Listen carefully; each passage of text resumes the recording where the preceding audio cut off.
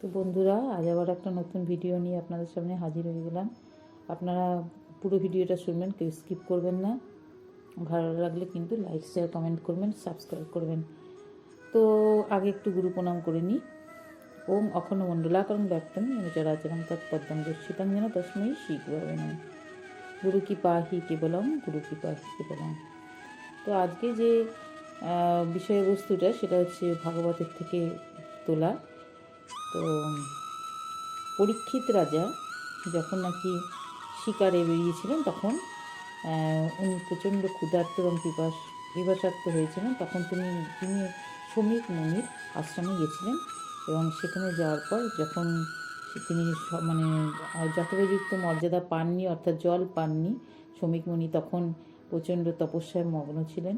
তো উনি রেগে গিয়ে, যে ইচ্ছা করে বোধহয় আমাকে উনি জল দিলেন না, এটা মনে করে উনি ওই শ্রমিক মুনির গলাতে একটা মরা সাপ পেঁচিয়ে দিয়েছিলেন।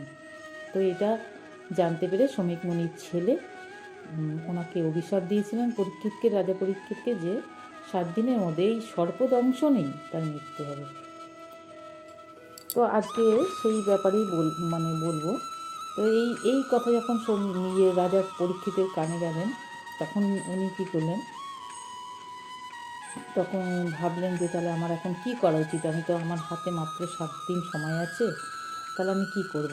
তখন উনি মানে অনশনব্রত নিয়ে গঙ্গার ধারে উনি চলে গেলেন। তো সেখানে গিয়ে ওনার সঙ্গে সুখদেব মুনির সঙ্গে সাক্ষাৎ হয় এবং উনি তার মানে সুখদেব গোস্বামী ওনাকে ভাগবত কথা শুনিয়েছিলেন। তো যখন নাকি সুখদেব গোস্বামী যখন ওনার সামনে গেলেন, তখন রাজা পরীক্ষিত বললেন, আপনি যোগীদের পরম গুরু, সেই জন্য আমি আপনার কাছে শ্রীকৃষ্ণের প্রাপ্তিরূপ পরম সিদ্ধির স্বরূপ এবং সাধন সম্বন্ধে উপায় জিজ্ঞাসা করছি, আপনি সেটা বলুন। এই 7 দিন মাত্র আমার হাতে সময় আছে, আপনি 7 দিনে আমার কী করা উচিত সেটার সম্পর্কে আপনি বলুন। হ্যাঁ, তখন সুখদেব মুনি এর উত্তর দিলেন যে, বললেন যে, হে পরীক্ষিত, অভয়ম ইচ্ছতা, অর্থাৎ যারা এই মহা দুঃখময় ক্লেশময় সংসার সিন্ধুর পরপারে গিয়ে নিত্যানন্দ রসময় শ্রী গোবিন্দের পাদপদ্ম সেবা সুখ রস আস্বাদন করে অনন্ত আনন্দ লাভের অধিকারী হতে পারেন, সেই বুদ্ধিমান ব্যক্তির এখনই এই মুহূর্তে সেই সর্বাত্মা ঈশ্বর ভগবান শ্রীহরির কথা শোনা, তার নাম কীর্তন করা এবং স্মরণ করা কর্তব্য। তো শ্রোতব্য, কর্তৃতব্য এবং স্মর্তব্য, এই যে তব্য প্রত্যয়টি, 3টিতেই তিনি প্রয়োগ করেছেন ত্রিসত্যের মতো। এছাড়া মানব কল্যাণের দ্বিতীয় কোনো পন্থা নেই। উনি ওটা বলছেন আর কি, মানে কী করতে হবে, এই যে বললেন যে নাম কীর্তন করতে হবে, প্রথমে হরিকথা শ্রবণ করতে হবে, তারপর নাম কীর্তন করতে হবে, সংকীর্তন আর কি, আর তাকে ঈশ্বরকে স্মরণ করতে হবে।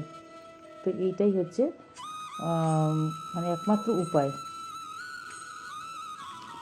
তো বললেন, সুখদেব বললেন যে, দেখো মহারাজ, পিতা মাতা মরে যাচ্ছে, আত্মীয় স্বজন বন্ধু বান্ধব সব মরে যাচ্ছে চোখের সামনে, হ্যাঁ, অন্তরালেও না, এসব দেখছে মানুষ, কিন্তু তারপরেও কিন্তু নিজের যে মৃত্যুটা আসবে সেটা কিন্তু মানুষ ভুলে যাচ্ছে। এটাই হলো আত্মীয় স্বজন, স্ত্রী পুত্র বিষয় বৈভবের মাদকতায় এরা এমনই মেতে রয়েছে যে নিজের বুদ্ধিকেও নষ্ট করে দিয়েছে। তো ভালোবাসা কি করেছে তাদের, যে সুবুদ্ধি তাকে হরণ করে নিয়েছে। আত্মীয় স্বজনের প্রতি ভালোবাসা, এই জন্য কি হচ্ছে, মৃত্যুকে দেখেও তারা দেখতে পাচ্ছে না। এটাই হচ্ছে পৃথিবীর সব থেকে আশ্চর্যজনক জিনিস। এই যে জীব, তার এমন কোনো নিজস্ব শক্তি নেই, কারণ সে তো ক্ষুদ্র দুর্বল, আর মায়া শক্তি তাকে রজ্জুতে, দ্বিগুণ রূপ রজ্জুতে বেঁধে রেখেছে।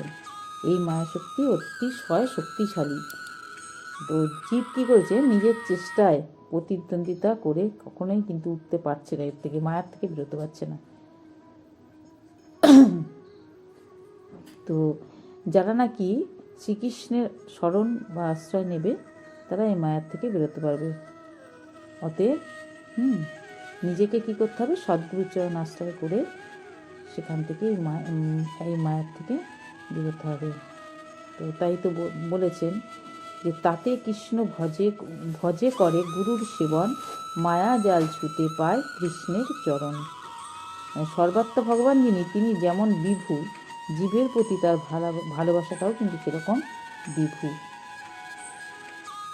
তাই তার সন্তান যে জীব, আমরা তো ভগবানের সন্তান, তো এই যে সন্তান যে জীব এই জগতে দুঃখ ভোগ করছে, মানে আমরা যে জগতে দুঃখ ভোগ করছি, তো তিনি কিন্তু নিশ্চিন্তে ঘুমোতে পারছে না। কেননা তার কিন্তু বুক ভরা উদ্বেগ রয়েছে এই জীবের জন্য। জীব যে হাহাকার করছে, কষ্ট পাচ্ছে, সেই জন্য যতক্ষণ এই দুঃখময় সংসারে এই জীব তিতাব যারা ভোগ করছে, ততক্ষণ তার হৃদয়ে জীবের জন্য বিরহ বেদনা থাকবে। ভগবান কিন্তু নিশ্চিন্তে থাকতে পারছে না। জীব যদি সাধন ভজনের দ্বারা এক ধাপ তার দিকে ওঠে, ভগবান কি করেন? তার দিকে সহস্র পদ বাড়িয়ে দেন। এত কৃপা তার। এই জন্যই তো পরমাত্মা রূপে তিনি আছেন সর্বজীবে। পরমাত্মা রূপে দেখছেন কখন এর মোহ বিকার কাটবে জীবের। কখন আমার নিত্য দাস আমাকে বলতে পারবে, হে প্রভু, তুমি আমার এই জগতের সব কিছু, তুমি ছাড়া আমার আর কেউ নেই। এই কথাটা করে বলছে, সেই জন্য উনি অপেক্ষা করে রয়েছেন। এই কথাটি এক মুহূর্তের প্রতীক্ষায় উনি দিন গুনছেন। তো এটা শাস্ত্রীয় সত্য। তার জন্য কী করবে? তাই বলছেন যে এই জন্যই তো মহাপ্রভু বললেন, সাধুকে যদি সাধুর সংস্পর্শে যায়, তাহলেই কিন্তু তার চৈতন্য জ্ঞানে উঠে হবে। তাই জন্য মহাপ্রভু কী বলেছেন? সাধু বৈদ্য যদি কেউ পায়, তাহলে সেই বৈদ্যই পারবে, সাধু বৈদ্যই পারবে এর থেকে মুক্তির ওষুধটা বলতে।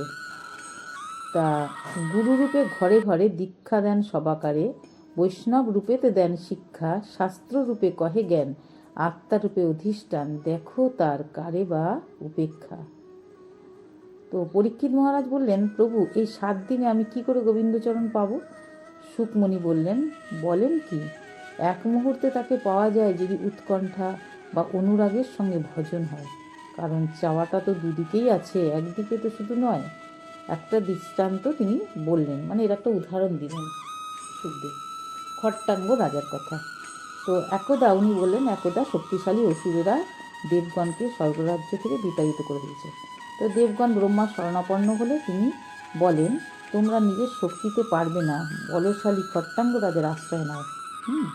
তো খট্টাঙ্গ রাজা স্বর্গে গিয়ে যুদ্ধ করে অসুরদের পরাজিত করলেন। খট্টাঙ্গ রাজা খুব বড় সাধক ছিলেন। তো তিনি কি করলেন?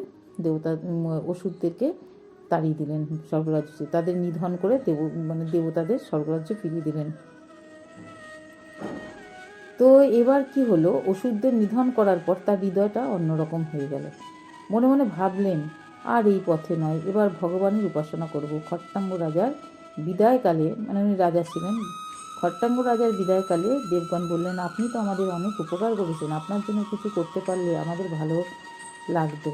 কিছু বর নিন। রাজা বললেন, কি বর দেবেন? আপনারা কি মুক্তি দিতে পারেন? দেবতাগণ বললেন, ওরে বাবা, মুক্তি আমাদের হাতে নেই। রাজা বললেন, ভগবানকে দেবেন? দেবতাগণ বললেন, সে আমরাই পাই না, আপনাকে দেব কি? রাজা গোবিন্দের দর্শন। রাজা বললেন, আপনারা অন্তর্যামী, যদি বলে দেন আমি কতদিন বাঁচব, তাহলে আমি সময়টার সদ্ব্যবহার করতে পারি। তো দেবতাগণ রাজার আয়ু দেখে বললেন, মহারাজ, বড়ই দুঃখের বিষয় যে এক মুহূর্তকাল আপনার আয়ু। রাজা বললেন, তবে দিন একটা দ্রুতগামী যান দিন, যে আমি এক মুহূর্তে যাতে ভারতবর্ষে যেতে পারি। খট্টাঙ্গ রাজা বলছে, এক মুহূর্তে যাতে যেতে পারি ভারতবর্ষে, গিয়ে গোবিন্দের উপাসনা করব। সুকমণি বললেন, রাজন, খট্টাঙ্গ রাজা উৎকণ্ঠার ব্যাকুলতার সঙ্গে ভজন করে ওই মুহূর্তে গোবিন্দচরণ লাভ করলেন। তো আপনার তো অনেক সময় আছে, 7 দিন সময়। এই জন্য বললেন শ্রেষ্ঠতম। ভগবান বলে তার কতটা ভজনীয় গুণ আছে, সেই গুণগুলি যদি আপনারা শোনেন, তাহলে এই যে ভজন সাধনের অভাবে নৈরাশ্যপূর্ণ আমাদের হৃদয় এটি উল্লাসে উৎফুল্ল হয়ে উঠবে। হ্যাঁ, তো ভগবান দুর্লভ বলে তার ভজন ছেড়ে দিয়েছি, কিন্তু তার ভজনটি যে কতখানি সুলভ এবং তিনি আমাদের কত নিকটে তা এই সুখদেব বাণী শ্রীমদ্ ভাগবত ভক্তের মুখে শুনলেই বুঝতে পারবেন। আমরা ভাবি কি ভগবান অনেক আমাদের দূরে রয়েছে এবং ভগবানকে পাওয়া অনেক কঠিন, কিন্তু উনি তো আমাদেরই ভেতরে রয়েছেন, অন্তর্যামী রূপে। তাই জন্য তার ভজনা করতে পারলে তিনি আমাদের খুব কাছেই আছেন। সুতরাং কলির বাস 6টি স্থান সম্পর্কে সতর্ক থাকতে হবে। মানে কলি 6টা জায়গায় বিরাজ করে। নতুবা পরম ভক্ত বংশজাত ধর্মপ্রাণ রাজা পরীক্ষিতের মতো কলির প্রভাবে আয়ুক্ষয় হলে অকালেই চলে যেতে হবে। তাহলে আমাদের কলির যে 6টা জায়গা দিয়েছিল ওই রাজা পরীক্ষিত, 6টা জায়গা ওনাকে বেছে দেওয়া হয়েছিল। সেই 6টা জায়গা বাদ দিয়ে ওই জায়গাগুলো কিন্তু সাধুদের যেতে নেই। তো সেটাকে যদি আমরা বাদ দিয়ে আমরা যদি ভগবানের সাধন ভজন করতে পারি, তাহলে আমরা নিশ্চয়ই গোবিন্দচরণ লাভ করতে পারব। এবং রাজা পরীক্ষিত সেটাই পেরেছিলেন, খট্টাঙ্গ রাজাও পেরেছিলেন। তো আজকে এই পর্যন্তই। কাল আবার নতুন কোনো ভিডিও নিয়ে আপনাদের সামনে আসবো আর কি। ততক্ষণ আপনারা অপেক্ষা করুন।